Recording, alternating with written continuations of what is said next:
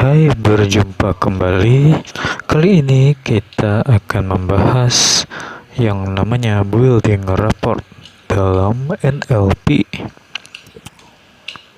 Building rapport itu adalah cara kita menyesuaikan diri atau mendekatkan diri kepada lawan bicara kita. Di sini terdapat dua pembagian, yaitu verbal dan non-verbal. Verbal itu sendiri dalam building rapport itu bermakna pemilihan kata-kata saja.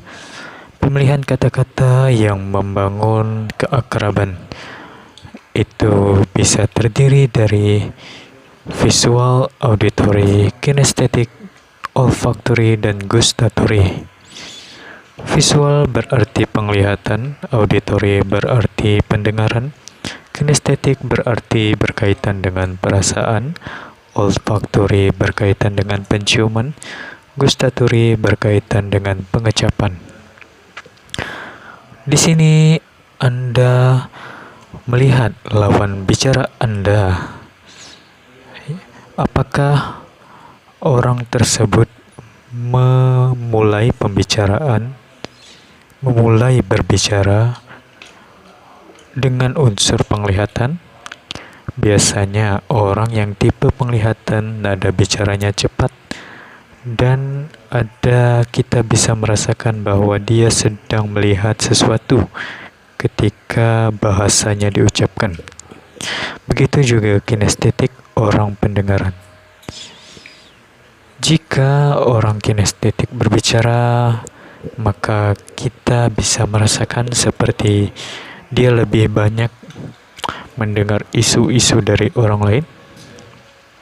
Berarti dia orang kinestetik, dia orang auditori. Dia orang auditori, orang pendengaran. Seperti orang-orang yang sering mendengar gosip, itu auditori. Kinestetik berarti dia lebih mengutamakan perasaan. Kita bisa lihat dia lebih menyentuh hatinya ketika berbicara dengan nada pelan dan lembut. Begitu juga olfactory, orang penciuman, berarti dia lebih mengutamakan sesuatu rasa dari hidungnya tersebut. Gustatory berarti orang tersebut orang yang banyak pengecapan atau bahasannya tersebut lebih ke pengecapan atau rasa di lidahnya. Jadi Anda bisa memilih kata-kata. Jika penglihatan, gunakanlah seolah-olah Anda melihat barang. Auditori seolah-olah Anda mendengar sesuatu isu, keluarkan saja bahasa Anda. Kinestetik, perasaan, gunakan nada bicara Anda yang lembut kepada lawan bicara Anda yang juga menggunakan nada yang lembut. Olfactory, gunakanlah bahasa-bahasa penciuman, ya, harum, wangi, bau. Gustatory, gunakanlah bahasa-bahasa yang pengecapan asin, manis, sangat asin. Itu berdasarkan pemilihan kata-kata. Begitu juga dengan non-verbal. Non-verbal ini yaitu lebih ke penyamaan postur, gestur, pernafasan, dan nada bicara dan lain-lain. Dan di sini juga saya ingin bilang kepada Anda bahwa untuk menyamakan postur, gestur, pernafasan, nada bicara juga sebenarnya memerlukan VAKOG ini. Kita melihat dia lebih ke cenderung kemana? Apakah penglihatan? Kita bisa lihat mungkin posturnya, gerak matanya lebih ke melihat sesuatu ketika berbicara. Gesturnya mungkin lebih tegak mungkin, pernafasannya mungkin lebih lega, nada bicaranya lebih cepat, dan lain-lain. Begitu juga auditori, mungkin posturnya lebih bagaimana ketika dia mendengar isu, entah lebih membungkukkah, pernafasannya lebih sesakkah, nada bicaranya lebih sinis atau gimana. Begitu juga perasaan, mungkin posturnya lebih membungkuk, pernafasannya lebih pelan, nada bicaranya juga halus. Begitu juga penciuman, pengecapan. Kita lihat dulu lawan bicara itu lebih kemana, baru kita samakan posturnya, kita mengenal postur. Kalau saya itu seperti itu, mengetahui posturnya, gesturnya melalui dia orang mana, apakah dia visual, auditori, kinestetik, olfaktorikah, atau gustatorikah. Kalau saya melihat langsung itu saya agak sulit dengan menyamakan postur, menyamakan pernafasan. Itu saya masih sulit mendeteksi, ya, menyamakannya. Jadi saya lebih melihat VAKOG-nya, ya, dia orang mana baru saya samakan. Di situ saya bisa memahami penyamaan postur ini, gestur ini, pernapasan ini, nada bicara, dan lain-lain. Dan terakhir, di dalam building rapport ini ada 4 istilah yang juga akan kita kenalkan. Ada pacing, ada leading, ada mirroring atau bercermin, ada juga matching, menyelaraskan. Dalam pacing itu seperti ketika dia duduk, kita juga ikut duduk. Ketika dia gaya duduknya, tangannya ke depan, kita ikut tangan kita ke depan. Oke. Ketika orang itu tangannya ke bawah saat duduk, kita juga ikut. Itu maksudnya patching. Leading berarti kita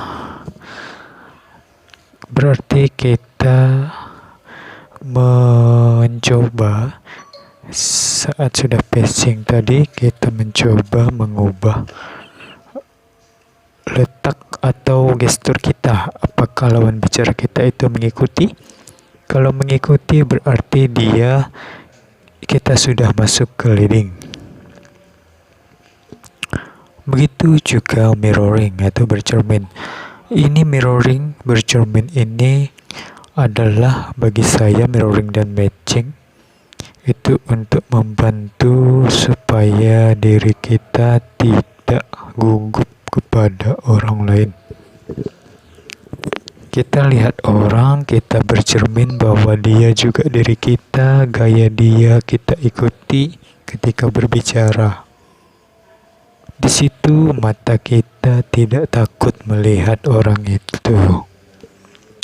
Bayangkan saja kalau saya sendiri, orang itu tidak saya cerminkan. Dia bergaya ini, saya bergaya ini. Maka pandangan kita akan lain atau tidak bisa tetap. Kadang-kadang melihat kita, kadang-kadang melihat luar, tapi pembicaraan tetap berdua. Nah, disitulah tidak bisa mirroring itu sendiri. Bagi saya fungsi mirroring, bercermin ini adalah supaya dua lawan bicara saling menatap, tidak gugup atau sayanya yang tidak gugup. Untuk matching, menyelaraskan berarti ketika kita berbicara, kita hanya menyelaraskan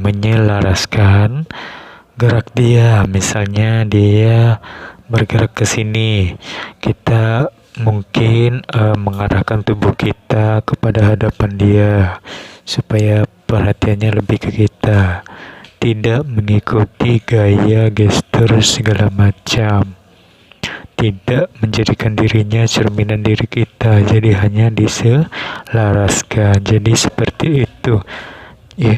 Jadi fungsi-fungsi itu bagi saya sangat penting. Misalnya visual, auditory, kinestetik, olfaktori, gustatory ini merupakan awalan sebagai pemahaman terhadap nonverbal tadi, yaitu mengenal dia orang penglihatan kah, orang auditori kah, orang kinestetik, orang olfaktori kah, orang gustatory kah. Baru saya melihat orang itu, sudah saya identifikasi, baru bisa saya samakan postur saya samakan pernafasan saya samakan nada bicara saya terhadapnya. Dan juga istilah mirroring matching tadi, fungsi bagi saya adalah supaya saya tidak gugup terhadap orang itu. Mau seramai apapun, mau seramai satu gedung pun, ketika orang kita berbicara, kita ikuti atau kita pimpin ya, tentunya tidak melewatkan yang namanya cerminan mereka. Kita ikuti, kita pimpin. Di situ saya tidak gugup. Itu fungsi bagi saya.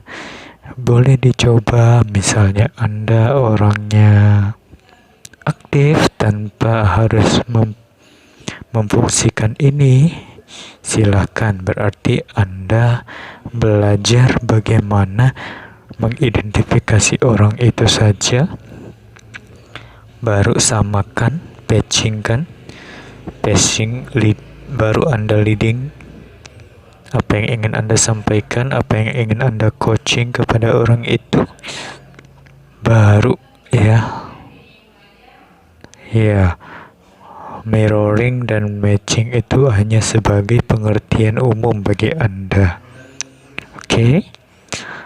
Itulah building rapport dalam NLP. Silahkan Anda coba. Tentunya ini sangat penting ya, karena bagaimanapun jika Anda tidak menyelaraskan diri Anda terhadap lawan bicara Anda, maka itu akan sulit. Ketika orang lawan bicara Anda itu mulai bosan, apa yang Anda ingin lakukan? Berbicara A, B pun mereka tetap bosan, pandangannya tetap ke lain, padahal di dalam ruangan hanya kalian berdua. Disinilah gunanya building rapport. Anda bisa menyamakan, bercermin kepada dia, membahas hal-hal yang lebih seru, mengidentifikasi hal yang lebih seru bagi dia itu apa. Jangan sampai apa yang mau kita sampaikan, apa yang kita mau membuat dia senang, malah membuat dia semakin tersinggung. Inilah fungsi building rapport dalam NLP. Silakan Anda hayati, silakan Anda pelajari. Mungkin ini sangat berguna bagi Anda, mungkin bisa menambah pengetahuan Anda, keterampilan Anda dalam menghadapi lawan bicara sebanyak apapun. Terima kasih. Semoga celotehan saya ini berguna. Kita sama-sama belajar. Semoga kita menjadi pribadi yang semakin bertumbuh setiap hari, minimal 1% yang positif. Terima kasih. Selamat berjumpa kembali. Bye-bye.